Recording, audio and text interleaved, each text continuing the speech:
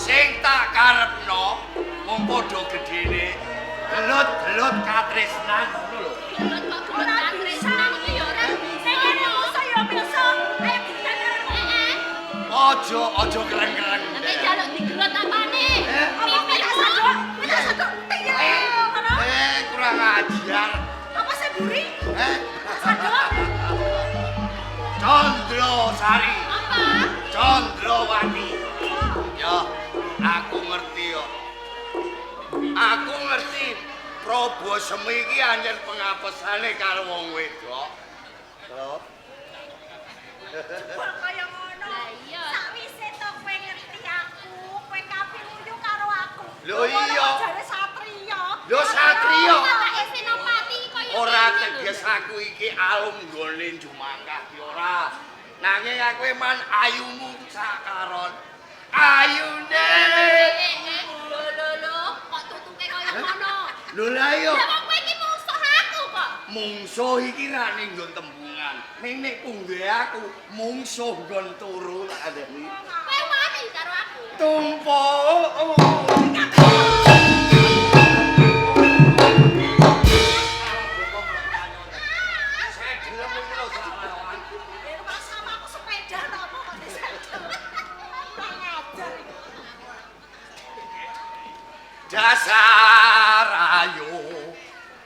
Dasar ayu lego-lego.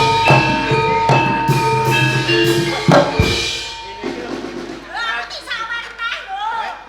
Ngerti sawer. Ora ngono kowe kaya entukan ae lho. Lho bengi iki bejaku disowan sawer kok. Turutana aja tansah gawe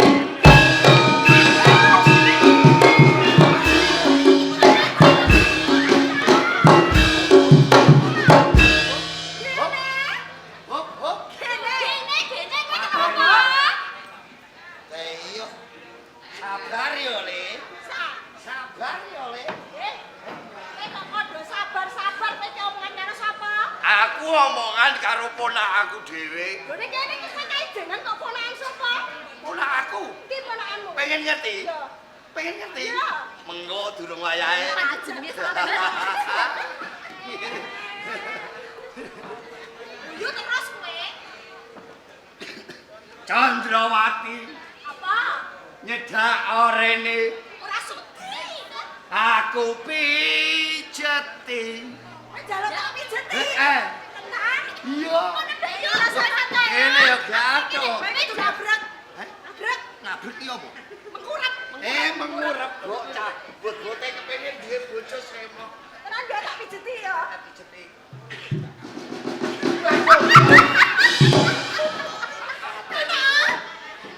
Kepino. Piye? Iya, awakmu iso kaya dunak. Durane kok. Candrosari Apa? nyedak orene. Ayo tak keloni. Ayo arah iki lho. Arep dikeloni. Apa ora anak kuat ndak yo? Sempat ora. Lho, Prabu Semi aja nemok kok kowe wong sakloron. Wong sakrek iki tak gilir kacang, aku poklek dhewe. Nah, pawakan koyo kowe ora ngarep apa. Yen kelakon dadi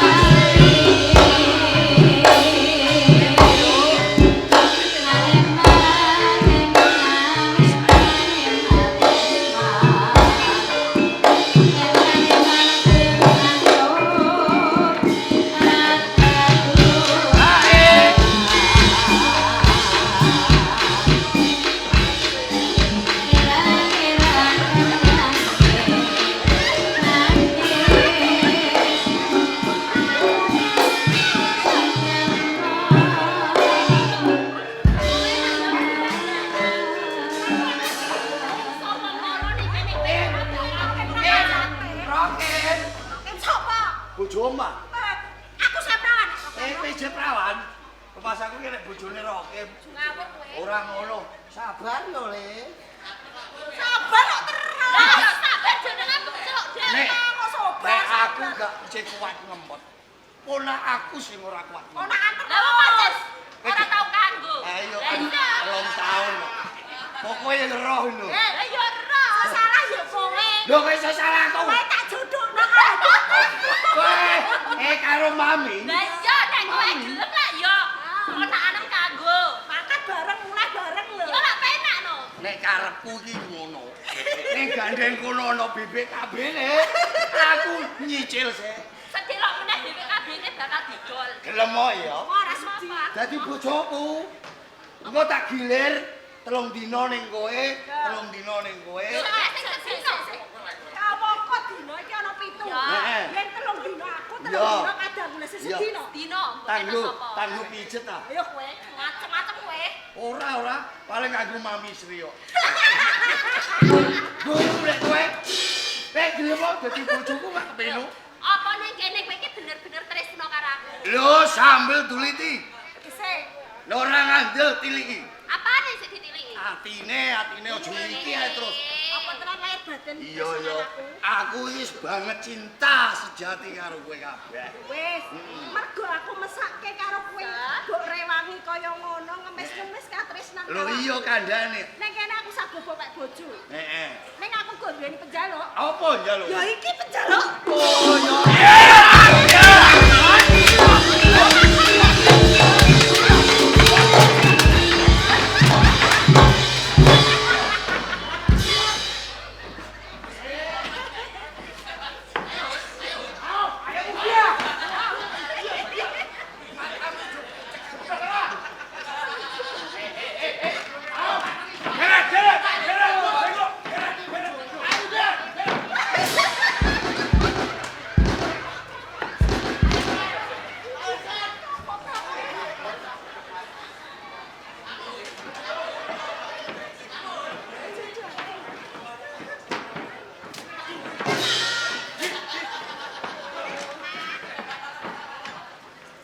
Buka apa ora we?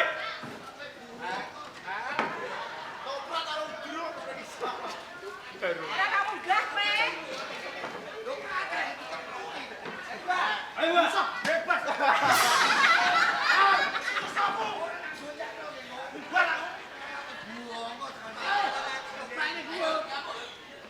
Aku gak apa njaluk ae kok sik.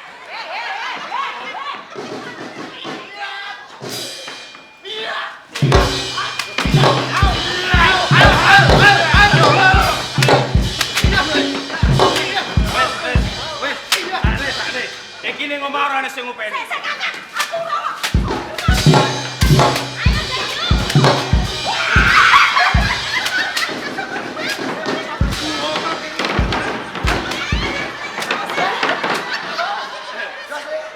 Cukup.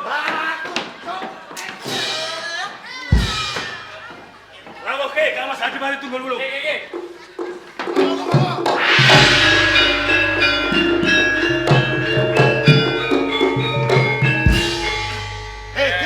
Probo semi wis kapikuh. Katone kok kurang ajar karo kadang-kadang. Oh, jebul licik kowe ya. Lan Candrasari. Iki tak ketok. Iki kanggo Sri yo. Kanggo Sri kok.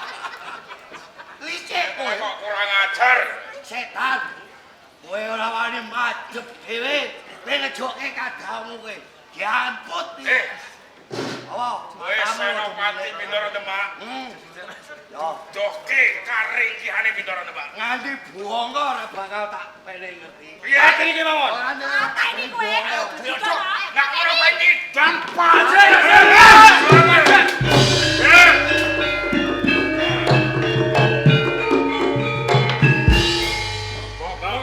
Langsung sang. Sira bakal mateni tumenggung Prabu Semih. Nggih. Mbok patenono tetep mati. Lagi lawang ora ngecek ya pateni aja wis. Ngono omongane Bang. Ngono. Nek umpama klakon tumenggung Prabu Semih iki tumekaning pati. Nggih. ing mengkono bakal kabar ing dadi gegayuhan kula. Kok saged, Bapak?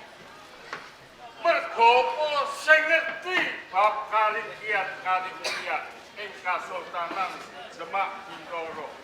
Iki ora liya tumenggung Prabu Semih.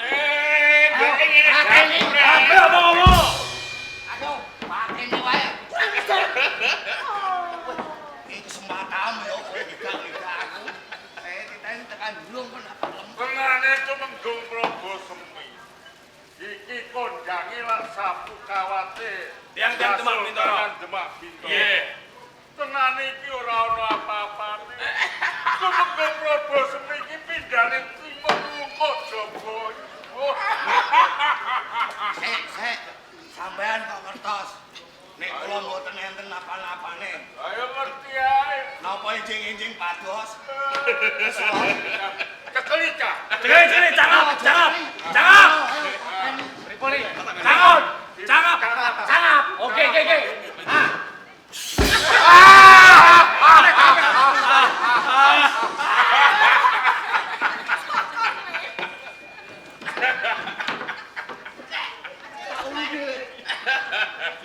Piye? Jenengan wong mutal apa? Ngene. Kok kados kebon? Ayo mumpung Ayo, pateni wae aku. Lah kok kepenak jaluk mati terus ngombe kopi ning mburi. Pak Mas Dipati Tunggul. Nggih. Prayogane tumenggung Prabu Semih iki dilebokke pakunjaran. Ngoten. Mengko saben esuk ditokke saka pakunjaran ditakon bab karingkian Kasultanan Bintoro Demak. Mengko yen dheweke ora gelem ngaku, ora gelem kandha diajar digepuki. Wajar cepuki. Yen perlu dicombor dedas dicampur geling. Campur dedak, campur beling bongko ora usah Wis lah, ora kopeni yo lah. Ngono lho. Seret. Oke, pakunjaran.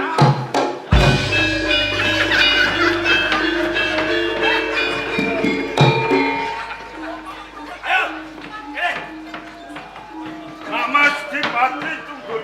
Nggih, Bapak walang sesak. Ibarate wong batik wis katon ing keringan. Kados mekaten nggih. Satu kapan meneh Kasultanan Demak Bintoro bakal Kula dadi ratu wonten ing Penarukan. nggih Dadi ratu wonten ing Penarukan. senajan Kasultanan Demak Bintoro bubuh ibarating Sultan Trenggono iki tumekaning pati. Ning sira durung kinaruan bisa dadi sultan ing Demak. Lho, kok saged Jalaran apa? Trenggono nggone jumeneng sultan kae mung warnen. Tembung mentereng iki kanteker mung wakil. Mergo apa? Trenggono nggone jumeneng dadi sultan ki durung regem pati sara. Dereng pikukuh pinangka kekuatan. dados Trenggono menika dereng anggadhahi serat pikukuh minangka sultan wonten ing Bintoro Demak. Kuwi bener nggih. Lajeng Tenane sing ngasto Parti Soro ing Kasultanan Bintoro Demak. Iki ora liya randane Sultan Parti Yunus Wargi, Ratu Semenanjung. Ratu Semenanjung. Keng iki dina tumandha ana ing Panti Jepara. Nggih. Mula yen sira kepengin jumeneng sultan ing Demak Bintoro, iki kudu bradat Ratu Semenanjung. Pripun? Kudu bradat Ratu Semenanjung. Colonge Ratu.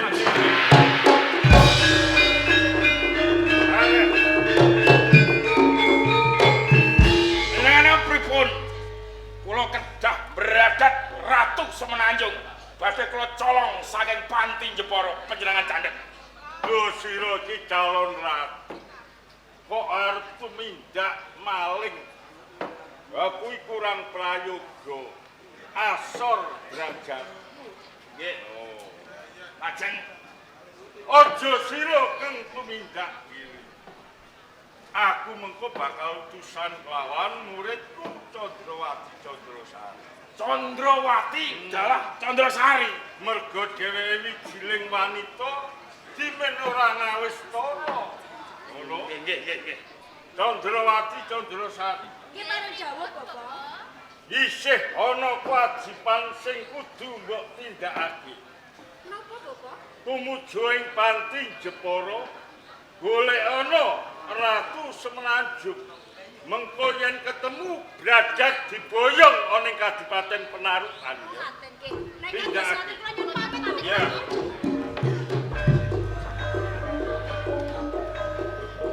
Amas Dipati Jepara Langsung sang kados putih. rangkinen ana ing pidaleman Kadipaten Penarukan. Nggih.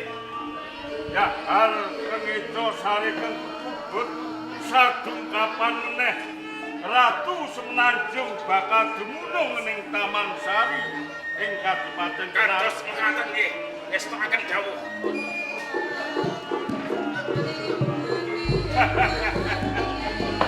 Pancen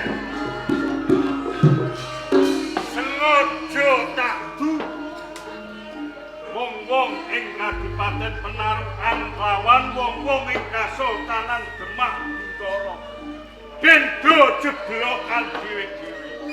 Aku ki yen ana negara tuntun iki pancen ora seneng. Ayo senajan kowe modar dudu anakku wae kok.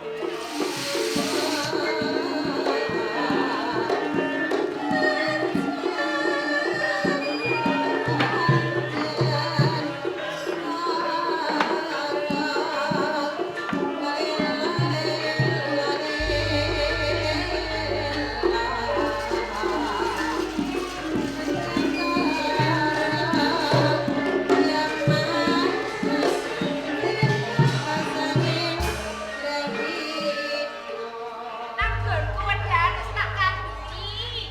Limpenku wae menger-menger. Ning tenane ora arep tak pamerke kalawan garwan Kamas Hadire ora. Arep tak pamerke kalawan katresnanku ra ono liya Yayi Karebet. Kira-kira dheweke engko lali apa ora ya? Assalamualaikum. Lho, Yayi Karebet. Kanggo Ratu Kalinyamat.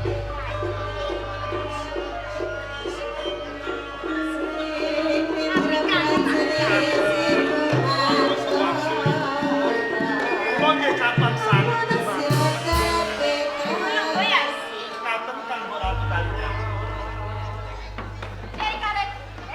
Paring dawuh Kok kebangetan siram? kados punika. Bareng wis sinandingan kalawan Yayi Ratu Kambang. Kok ranate tuya ning Panti Jepara lali ngono kok piye kalawan aku? Liripun boten kados ngaten kanggo Ratu Kalinyamat.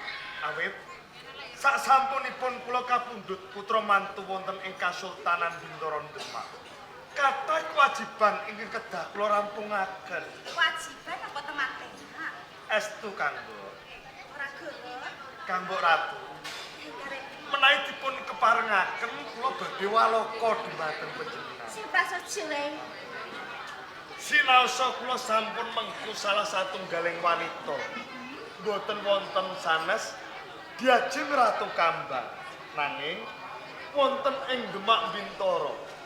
Wewayangan panjenengan tansah wonten ing telenging netra kula. Ora ngapus Yayi Karep.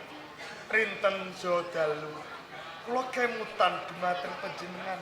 Yen ngono tan ra butuh aku. Najan wektu dina iki aku sinangkingan utawa dadi garwane Kamas Hadire. Nang sajroning batinku sing tak tresnani mung sliramu ya. Matur suwun kanggo Ratu Kalinyamat.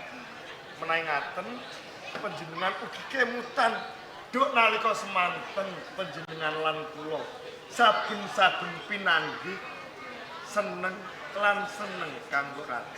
Gini. Aku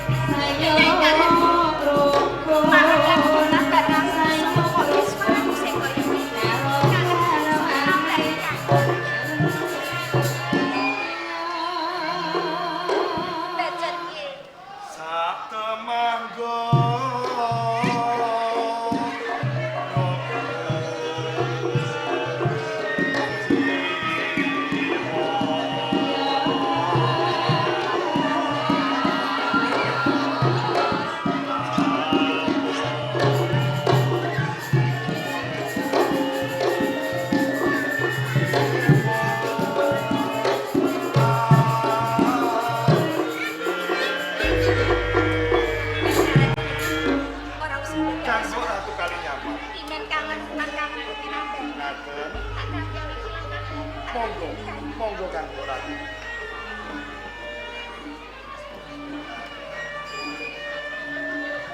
Assalamualaikum.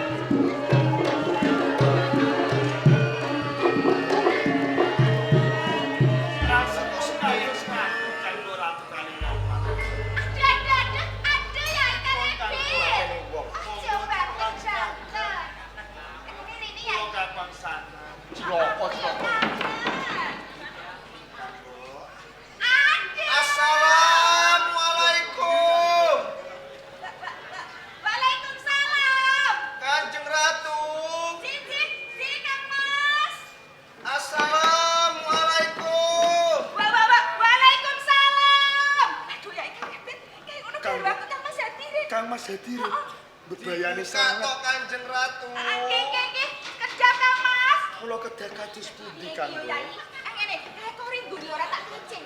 Lewat tongguri dimen ra kawistaran. Kula nyuwun pamit. Sing hati-hati. Ya karepe. Assalamualaikum. Waalaikumsalam. Kanjeng Ratu. Nggih Kang Mas. Dibuka tak dibuka. Nggih Kang Mas, kula buka korinipun.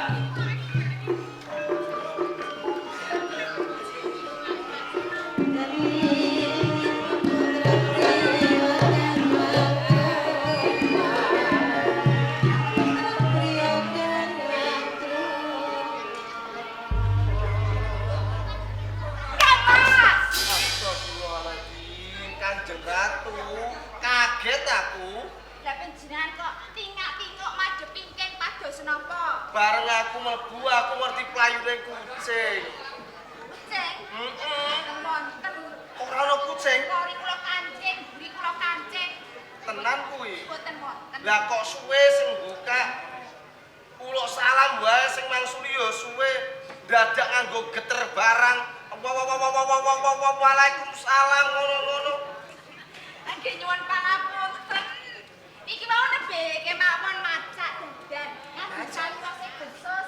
Kersanipun katon ayu. Sampun sae to kon ayu to Bu. Pun kulitene menger-menger. bayi.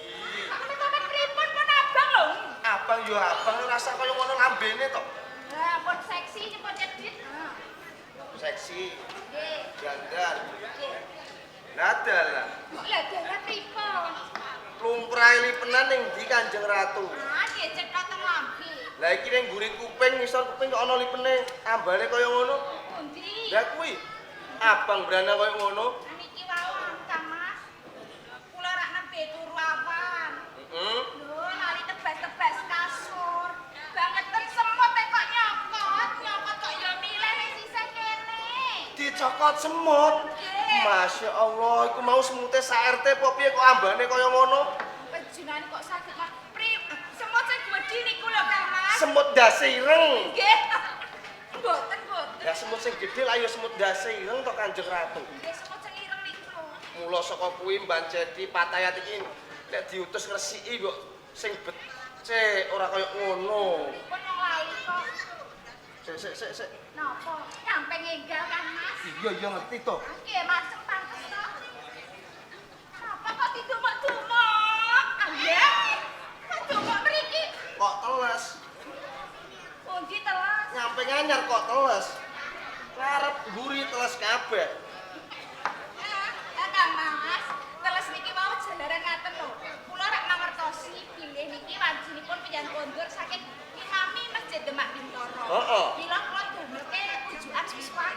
susu anget. Jih. Lah kok pliket? Teles isih pliket. Yang kondur, susu menika utahe nyamping kula teles. Lah pliket niki jalaran anggen kula nyukani gendhes kakak. Susu disampluk kucing, Nggih. tiba ning kono. Nggih. Jare mau ora ana kucing. Nggih. Lali. Lho ana kucing apa ora? Wonten, lah niku nyamplok susu. Susu pliket iki ndak yo susu apa? Mambu kok Kanjeng Ratu. Mampu napa? Aku eling ambune ning lali jenenge. Ya penjani iki lho nggih ampun ngaten. Kalih garwane kok isine cubiyo mawon. Sapa wonge duwe bojo ayu ora cubiya kuwi. Lagi dilirik wong liwat wae rasane ngati keronto-ronto tak omongi. Penjenengan cubiyo kalih kula. Lho niki tresno sangat kalian panjenengan. Cinta sangat kalian panjenengan. Pret, Tuh, gak ngapusi. boten kok paman. Tenan. Mula saka kuwi besok aja dibaleni meneh. Ngadi busana dandan tindak sak pecak kudu dadi patuladan patayat ning panti Jepara kene. Jika Mas. Ora sang ngisini. Sini. Lah wong telu kok ngisini. Nggih Kang Mas. Lah kok padha sepi ki mau patayat padha ning ndi santri? Kene tepi kewajiban. Oh, Assalamualaikum. Waalaikumsalam warahmatullahi wabarakatuh.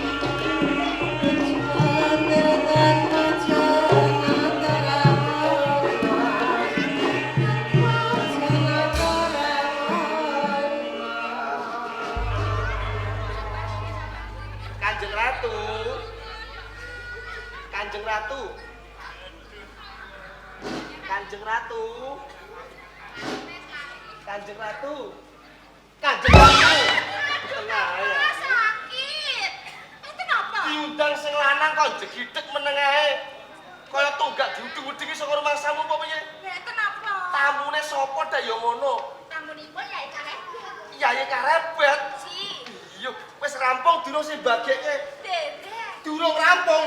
Dilanjut Kanjeng Ratu. Dipun keparengake. Dilanjut Kakang tak uripno AC ben adem ya. Ngaten cocok.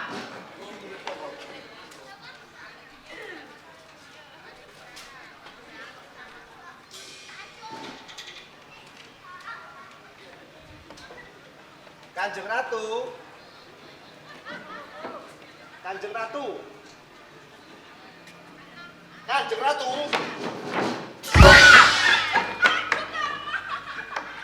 Sakit. Sakit Kang Mbok. Bukane garwane nyaduk kok tenanan. Loro. Kok nek kempot pripun? Lara disaduk ngono kuwi. Sakit. Ning playune lah yo pas to.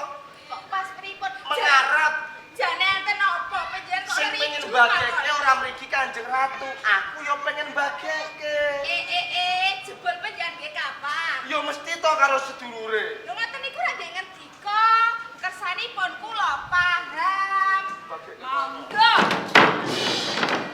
Masya Iki Allah. monggo dibageke. Iya. Yayi karebet. Sliramu suwe.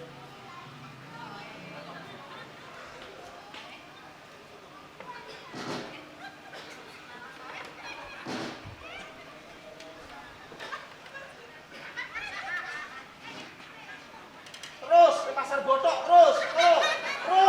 Ana nggon sing lega, Kanjeng Ratu. Ketenae. Mboten sing kleru. Papan nggon kuwi mbok Dinapa? Sing kleru. digateke. Sing kleru nggih panjenengan. Kok sok kleru meneh. Sanjane ngendikane kapan? Kangen. Lho, Bener. akhiripun bageke kedahipun ing ngadem swara sing banter. Kurang Sing banter. sura kersanipun Yai Karebet krungu. Oh, kurang banter to. Nggih. Ya. Yai Karebet. Kowe Astagfirullahaladzim. Kang Mbok Ratu. Masya Allah. Gak paringo sabar. Kanjeng Ratu.